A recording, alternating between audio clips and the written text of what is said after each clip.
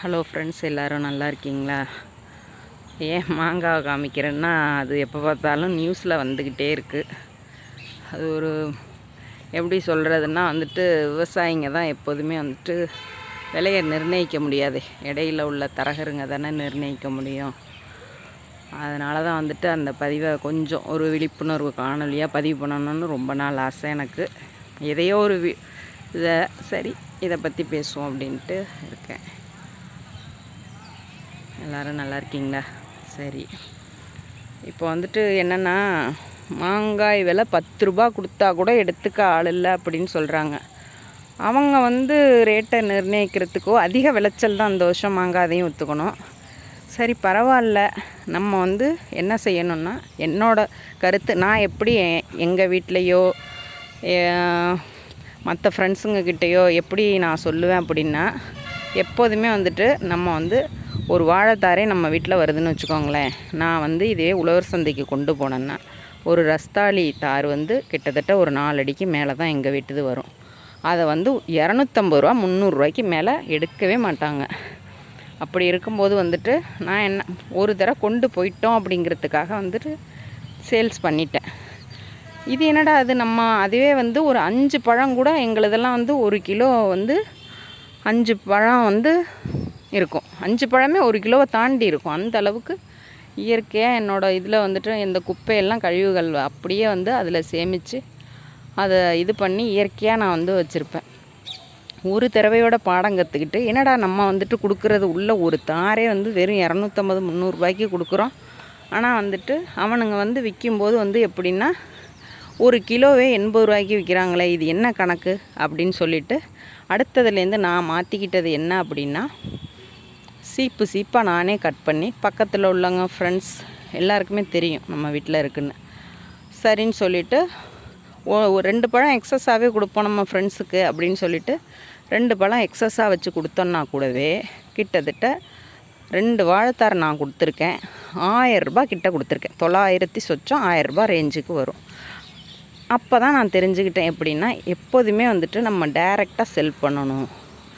Marketing எப்படி பண்ணணும்னா, எந்த ஒரு பொருள் உங்கள் வீட்டில் என்ன பொருளாக இருந்தாலும், உங்கள் வீட்டுக்கு முன்னாடியாக இருக்கட்டும் இல்லை உங்கள் ஊர்லேயே இருக்கட்டும், டைரெக்டாக செல் பண்ணுங்கள். ஒன்றும் பிரச்சனை இல்லை. அதை விட்டுட்டு அடுத்தவங்களை பிடிச்சி அதுக்கு வண்டி செலவு, அதெல்லாம் டிரான்ஸ்போர்ட் செலவு, இது அதிகமாக தோப்பு உள்ளவங்களுக்கு கொஞ்சம் சிரமம் தான் இது பண்ணுறது. நான் சொல்கிற ஐடியா இருந்தாலுமே கொண்டு போகிற செலவு இதெல்லாம் கணக்கு பண்ணி மற்றவங்க யாரோ இடைத்தரகர்கள் சாப்பிட்றத நம்ம கண்ட்ரோல் பண்ணி, நம்ம ஊருக்காரங்க நம்ம சொந்தக்காரங்க ஒரு 10 ரூபா இது பண்ணால் ஒன்றும் குறைஞ்சிட மாட்டோம். அதனால் மேக்ஸிமம் என்னோடய ஐடியா என்னென்னா, எந்த ஒரு பொருளாக இருக்கட்டும், தேங்காவே இருக்கட்டும், நம்ம வீட்டு தேங்காயெல்லாம் நம்மக்கிட்ட எடுக்கும்போது 8 ரூபாயிலேருந்து 10 ரூபா வரைக்கும் கேட்பாங்க.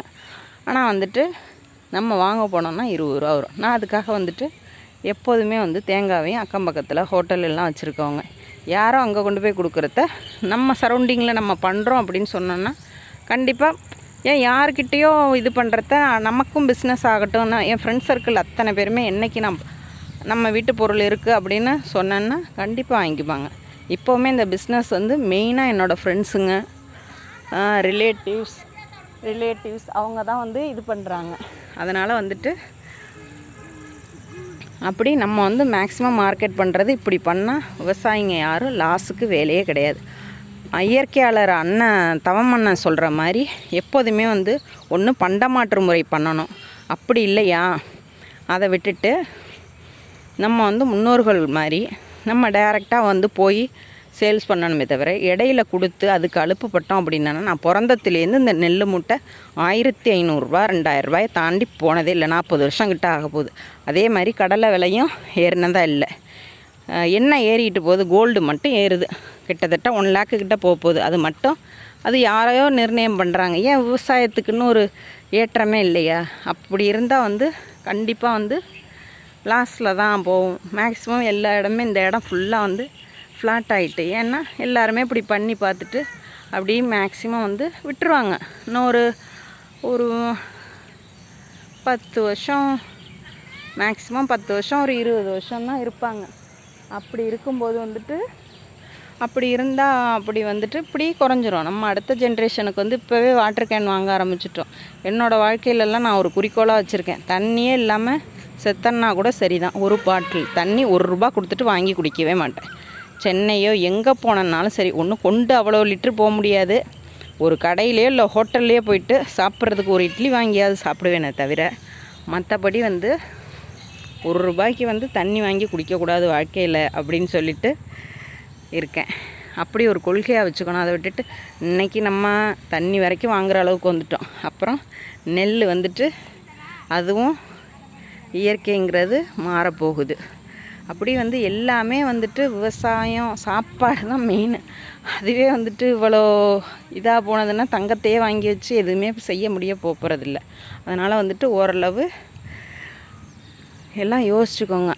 ஏன்னா வந்து லாஸ்ன்னு சொல்லவே வேண்டியதில்லை. ஏதோ நம்ம வீட்டில் இருக்க சிறு பொருளையும் வந்து எப்படி மார்க்கெட் பண்ணணுமோ அப்படி மார்க்கெட் பண்ணுறது தான் நல்லது. இது வந்து ரொம்ப நாளாகவே எனக்கு வந்து தோணின ஒரு விஷயம். இதுவே வந்து நம்ம வீட்டில் ஒரு பெருக்குமாறு வந்து கிழித்து வைக்கிறோம் அப்படின்னா வந்து நம்ம வீட்டை ₹20 எடுத்துப்பாங்க. இதே கடத்தருவில் வந்து ₹50 கொடுத்துட்டு வாங்கணும். அதுவே அக்கம் பக்கத்தில் சொல்லி வச்சு எங்கள் கடையை எதுக்க வச்சோன்னா ₹50 தான். அதனால் வந்துட்டு ஒரு பெரிய இதுவே கிடையாது. அதனால் வந்து யோசிக்காதீங்க. மெயினாக நம்ம பொருள் வந்து நம்ம தான் விலையை நிர்ணயம் பண்ணணுமே தவிர மற்றவங்க கார்ப்பரேட்காரங்க அவங்களெலாம் நிர்ணயம் பண்ணணும்னு அவசியமே இல்லை. நம்மக்கிட்ட குவாலிட்டியாக இருக்கா 10 பேர்கிட்ட சொல்கிறதுனால ஒன்றும் தப்பே கிடையாது. அது மாதிரி தான் வந்துட்டு இந்த மாங்காய் வந்து விற்கலை, விலை போகலை அப்படிங்கிறதும், ரோட்டில் கொண்டு வந்து நம்ம பொருளை வந்து நம்ம கொட்டுறதும் அதெல்லாம் பண்ணுறதை விட்டுட்டு அதை என்ன அடுத்தது வந்து பண்ணலாம் அப்படின்னு சொல்லிட்டு யோசிக்கணும். அதனால் கேட்குறீங்க எல்லாம் தேவை தான். அது ஆரம்பத்திலே கொஞ்சம் முயற்சி பண்ணி ஏதாவது இது பண்ணியிருந்தால் இந்நேரம் ஒரு சொல்யூஷன் கிடச்சிருக்கும். அதனால தான் வந்துட்டு இந்த பதிவை நான் முக்கியமாக நேற்றுலேருந்து யோசிச்சுக்கிட்டு இருந்தேன். உடம்பும் சரியில்லை. சரி, இது ரொம்ப நாளாகவே இது நம்ம பொருள் நம்ம தான் இது பண்ணணும், யாரோ பண்ணக்கூடாது. ஒரு சின்ன இதாக இருந்தாலும் நம்ம பண்ணுறோமா ₹10 வந்து மக்கள் சாப்பிடட்டும். ஏன் இடையில இருக்கவங்க அவங்க வாங்கி அதிகமாக விற்கிறத நம்ம இது பண்ணிட்டு போவோமே, குறைச்சி கொடுப்போம், பார்கெயின் பண்ணுவோம். நாங்கள்லாம் எள்ளு சுத்தமான எள்ளு வாங்கி இது ஆட்டி எடுத்து டைரெக்டாக கொடுக்குறோம். என்னோடய ஃப்ரெண்ட்ஸ் அத்தனை பேரும் வாங்கியிருக்காங்க. குவாலிட்டி நம்பர் 1 இருக்கும். இனிமேல் வந்து வெளியில் போக மாட்டாங்க. அதனால் நம்ம பொருள் வந்து குவாலிட்டியாக இருந்ததுன்னா நம்ம பேசவே தேவையில்லை, நம்ம பொருள் பேசும். அது மாதிரி வந்துட்டு எப்படி சொல்கிறது, அதனால் வந்து குவாலிட்டியாக இருந்ததுன்னா வந்து கஸ்டமர் நம்மளை விட்டு போக மாட்டாங்க. ப்ளஸ் வந்துட்டு நம்ம மார்க்கெட் பண்ணுறதுக்கு யோசிக்கிறோம், அதுதான். அதனால் யோசிக்காமல் தயவு செஞ்சு நீங்கள் என்ன பண்ணுறீங்கன்னா